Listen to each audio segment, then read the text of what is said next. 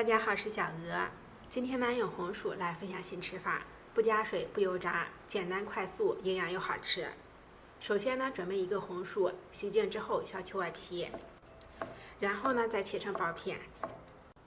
切好之后呢，给它放入盘中，然后我们在冷水上锅蒸20分钟。蒸呢可以用筷子轻松插透时就熟了。红薯蒸熟之后呢，我们给它倒入盆中，再趁热压成红薯泥。我们尽量压得细碎一些，越碎越好。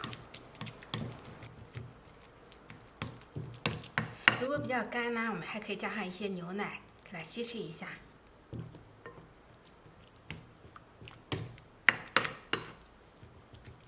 再趁热加入糯米粉，我们边加边搅拌。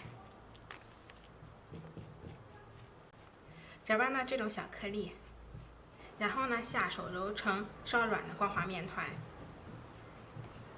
如果比较粘手的话，我们可以继续加干糯米粉，揉到大概这种程度就可以了。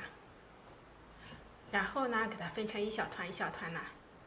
分好了小剂子呢，我们给它攥结实，再揉圆，大概像鸡蛋大小就可以了。案板上呢，我们再给它挤上买的豆沙。然后呢，给它轻轻的滚上一层干的糯米粉防粘，再给它分成7等份。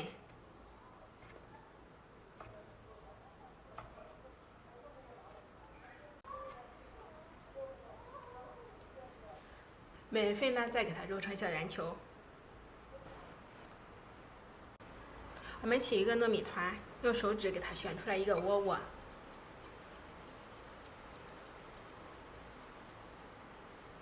中间呢放上一个豆沙球，再用虎口给它轻轻的向上收拢。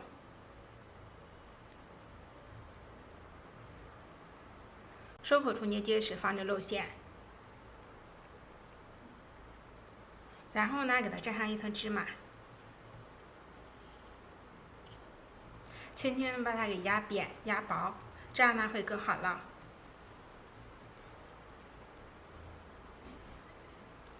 大概像这样就可以了。电饼铛或者平底锅预热完成之后，放入做好的小饼子，我们中火烙。饼的上方呢也刷上一层油，这样可以锁住水分，口感呢更软糯。我们盖上盖子，烙到底部金黄的时候，我们给它翻下面，盖上盖子，再中火烙4分钟。像这样烙到饼的鼓起，两面金黄就可以出锅了。全程呢是8分钟。烙好之后呢，把它给盛出。这样做出来的红薯豆沙小饼子，刚出锅的时候表皮是金黄酥脆的，稍微冷一下呢是又软又糯的，表皮软糯，内部香甜，吃起来非常的好吃。